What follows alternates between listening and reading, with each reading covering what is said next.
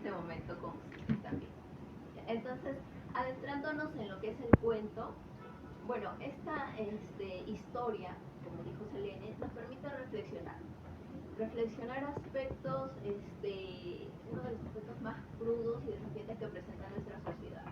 Y no solamente el Perú, sino también a nivel mundial, porque no solamente pasa aquí, sino también en otros países, ¿ya? Entonces,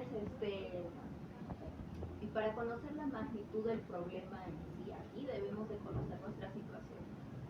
Para eso le hago la pregunta a ustedes, por favor me respondan, si tienen una idea, ¿no?, de cuántos casos de violencia se registran anualmente aquí en nuestro país.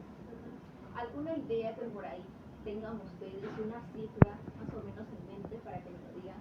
A ver si por ahí concuerdan con el dato que tienen. A ver. Más de 1000 casos de violencia. Más de 1000 casos. Sí, son todos conocidos como conocidos. Ajá. ¿Otra idea? A ver, de una persona. Un adulto. Acá, nuestra compañerita dice 1000 casos, ¿no? Yo tengo una idea exacta, pero el tema es que está muy registrado. Generalmente no denuncia. No se va a estar denunciado. Claro, pero una idea aproximadamente en cifras me podría dar un número que le venga a la cabeza. A nivel de Lima, a nivel de Perú, Pero, quizás 20.000, no sé. 20.000. ¿Usted qué me dice? Yo creo que debe haber unos 10.000 casos, pero igual como más, muchas cosas no se registran, ¿no? Claro. No salen a la luz. Mire, aquí nos dicen 1000, 10.000.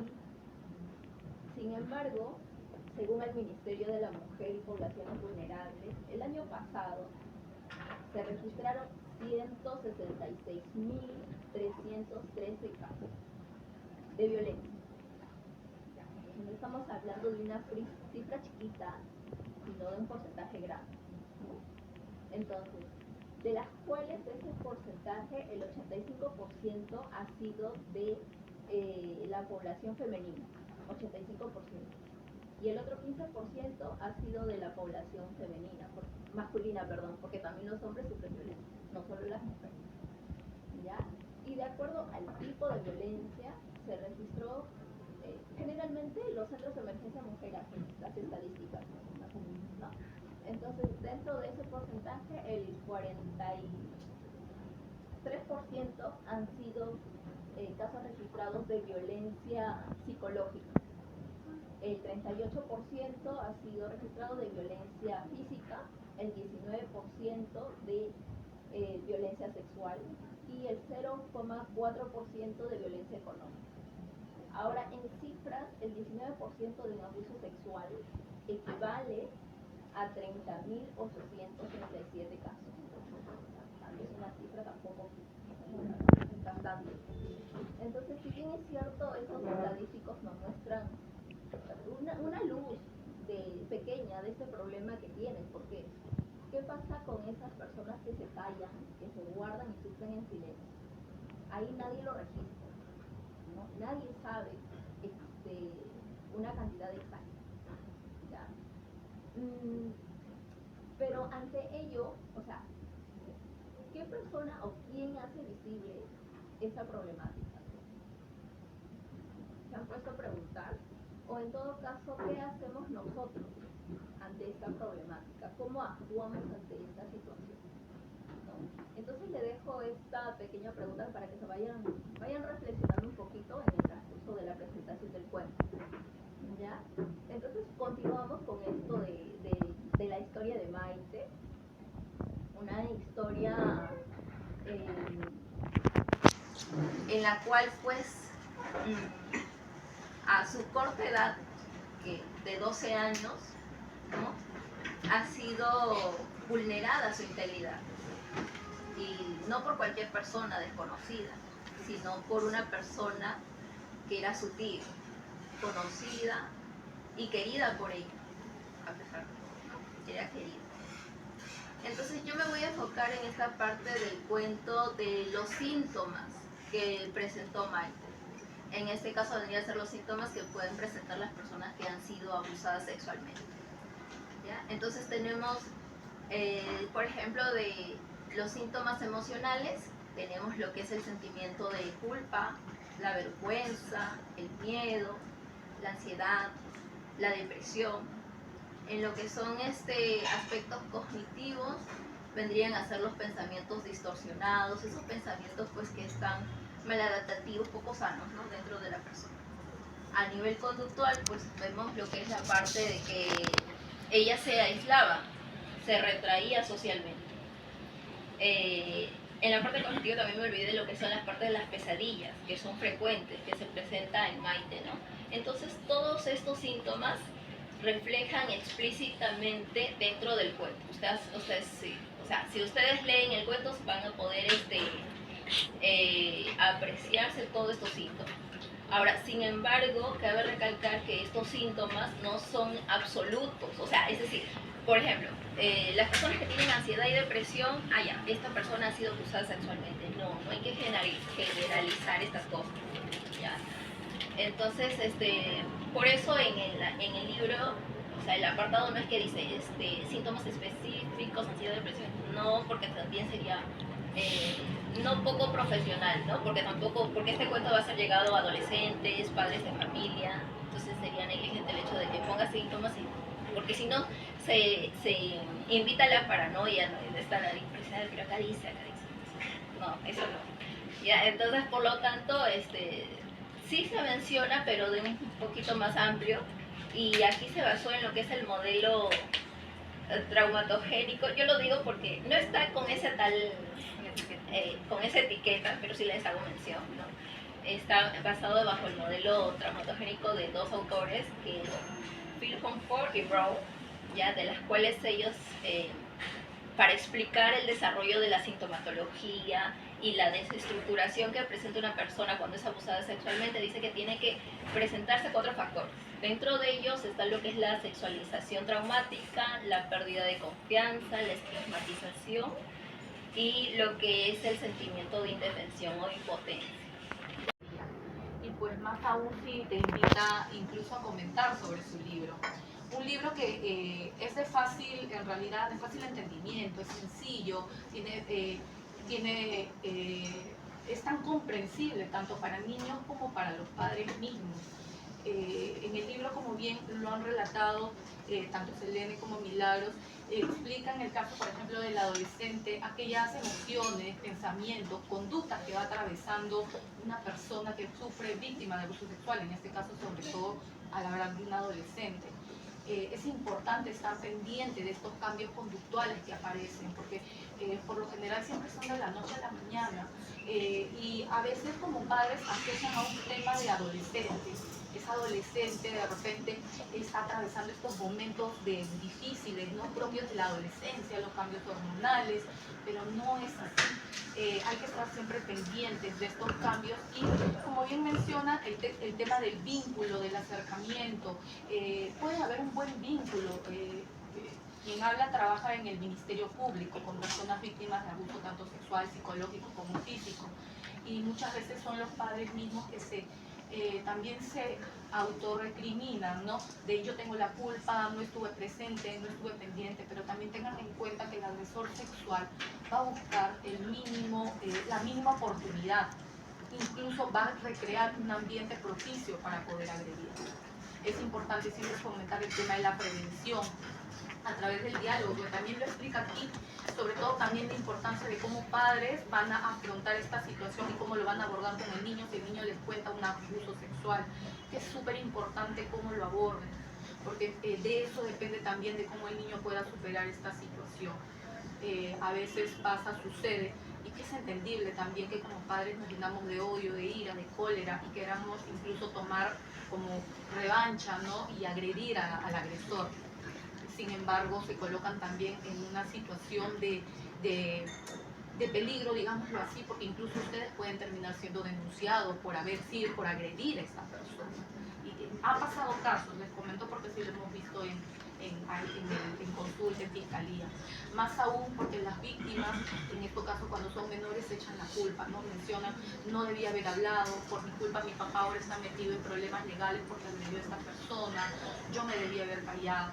Entonces es importante este libro tomarlo incluso como un manual básico del hogar, que puedan ustedes leerlo, compartirlo en familia, sobre todo entre padres, adolescentes, que puedan dialogar sobre esta situación. Como les comento, pues menciona características básicas de cómo voy a yo hablar a mi hijo o cómo mi hijo está interpretando esta situación.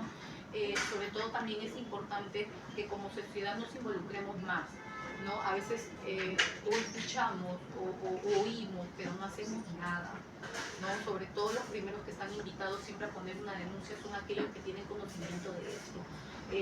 Más aún en esta época de pandemia, que creo que es de conocimiento, y ustedes saben que los casos de violencia, tanto física, psicológica o sexual, han aumentado, porque muchas víctimas se quedaron encerradas con sus agresores. Entonces, es importante, sobre todo, ir de la mano con la justicia, porque es parte de la recuperación emocional de la víctima. Ya cuando crecen, son mayores y no recibieron este apoyo de papá o de mamá, muchas veces se autojuzgan, no se desarrollan sexualmente de manera óptima, familiarmente, sobreprotegen en exceso a sus hijos, que no está mal, hay que proteger a nuestros hijos, pero tampoco caigamos en aquella sobreprotección de encerrarlos en una burbuja porque no les estamos dando las herramientas necesarias para que se despierten, ¿no? Como le he comentado, muchas veces se ven más las consecuencias emocionales cuando crecen, cuando son adultos y no recibieron el apoyo adecuado de papá o de mamá. Y el tema a veces pues se estigmatiza también que la justicia no hace nada. Yo particularmente sí he visto muchos casos dar muy buenos resultados, pero lo importante es que continúen con su denuncia, acudan a todas sus citaciones. Cámara GESEL es súper importante para evitar lo que es la revictimización, es no estar preguntando una y otra vez al niño que pase por diferentes evaluaciones. Yo sé y quiero poner la denuncia, pero mi hijo no quiere pasar Cámara GESEL, pues también hay unidades dentro de las mismas instituciones que pueden brindar ese apoyo de contención emocional.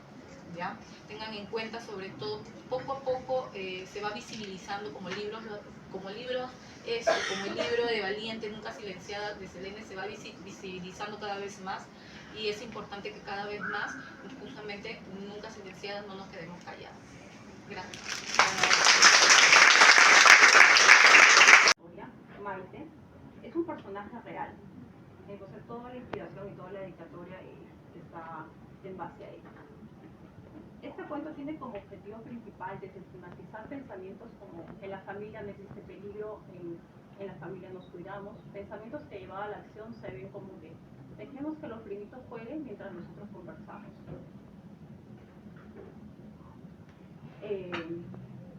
O las ideas equivocadas que se han ido pasando de generación en generación, como la tradición de encargar a los niños con los tíos o los parientes cercanos, convencidos que de esta manera salvaguardamos su integridad. Esta idea heredada lo tenían los padres de Maite, quien es la protagonista del cuento, que es en la que recae toda consecuencia de este pensamiento. Maite era una adolescente feliz que amaba el contacto con las otras personas, amaba regalar abrazos, sonrisas y utilizar su vestido de raya. Todo iba bien en la vida de Maite hasta que llegó el cumpleaños de su padre. Al finalizar la fiesta, todos los invitados pasaron a retirarse, excepto el tío favorito de todas las sobrinas, incluida Maite. El tío que se tiraba al piso para jugar con ellas, el tío al que reclamaban para ser él el que cuente los cuentos de dormir a todas las sobrinas. Por supuesto, él las quería dormidas.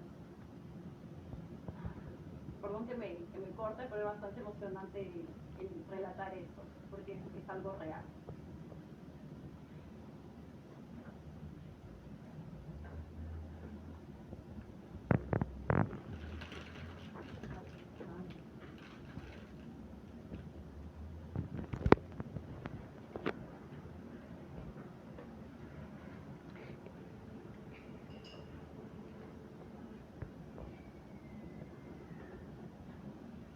Que se tiraba al piso para jugar con ella.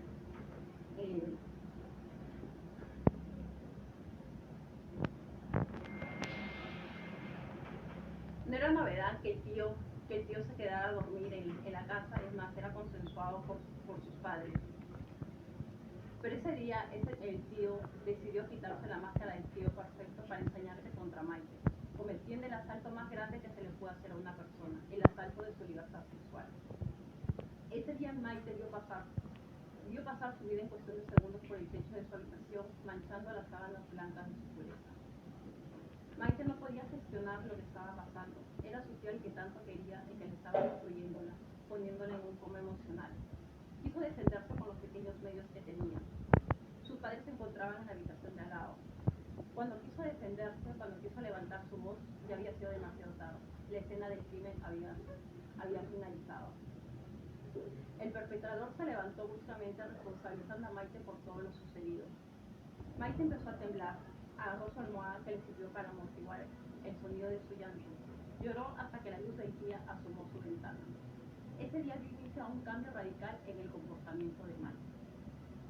Este cuento lo vengo trabajando desde el año pasado con la finalidad que a través de la literatura el lector pueda motivarse a denunciar, a hablar si está haciendo o sintiendo cualquier tipo de abuso o acoso. También dediqué una página entera que titula A tener en cuenta, que me encantaría leer.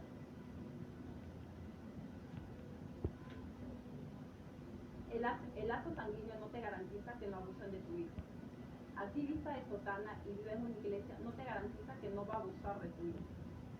No incorpores pensamientos como entre padres e hijos deben haber secretos, ya que el niño lo traducirá como hay cosas importantes que no debo contar. Lo tomará que guardar secretos es correcto, haz todo lo contrario, es decir, promueve el diálogo abierto. Conversa con tu hijo y ponle sobre aviso acerca de las formas en que los pervertidos manipulan. Tu hijo no puede estar en un ambiente en donde estén tomando bebidas alcohólicas. Tu hijo no puede compartir cuartos ni mucho menos cama con nadie que no sea su madre. No subestime la lujuria de una persona adulta mayor, los pervertidos también envejecen. A los hijos no se les transmiten mensajes como obedece todo, lo que dice el profesor, sacerdote, doctor, tío, abuelo o cualquier adulto. Esto abarca que no hay censura, que no hay límites y que no puede utilizar su valioso no. La responsabilidad de recoger un hijo de la escuela es de la madre. En caso no puede asignársele a una mujer de tu entera confianza. El riesgo está presente, pero la probabilidad de que una mujer abuse sexualmente es menor. Tu hijo no puede ir a visitar a la casa de sus amigos o compañeros de colegio sin la compañía de mamá, ni quedarse a dormir. Puedes conocer a la mamá e incluso puede ser tu amiga la más risueña, pero cada familia guarda sus secretos. Si tienes una nueva pareja, recuerda que su padrastro es tu hijo, no su papá. Observa, no bajes la guardia, no romantices. Tu hijo menor no puede jugar con el primito o vecino que lleva una diferencia de edad sin tu supervisión, ya que existe una desventaja en madurez y fuerza. Si tú hubieras sido abusado, hay una probabilidad de que repite el abuso. La historia de un hijo que no es tuyo no la conoces y no puedes confiar. No se obliga a un niño a saludar con besos si no lo desea. Observemos el rechazo y demasiado apego hacia una persona determinada. Dialoga si algo te llama la atención, escucha tu intuición y déjate guiar por tu percepción sensorial. A tu hijo adolescente pregúntale cómo le ha ido en el colegio, talleres extracurriculares o en la visita a un familiar, amigos, etc.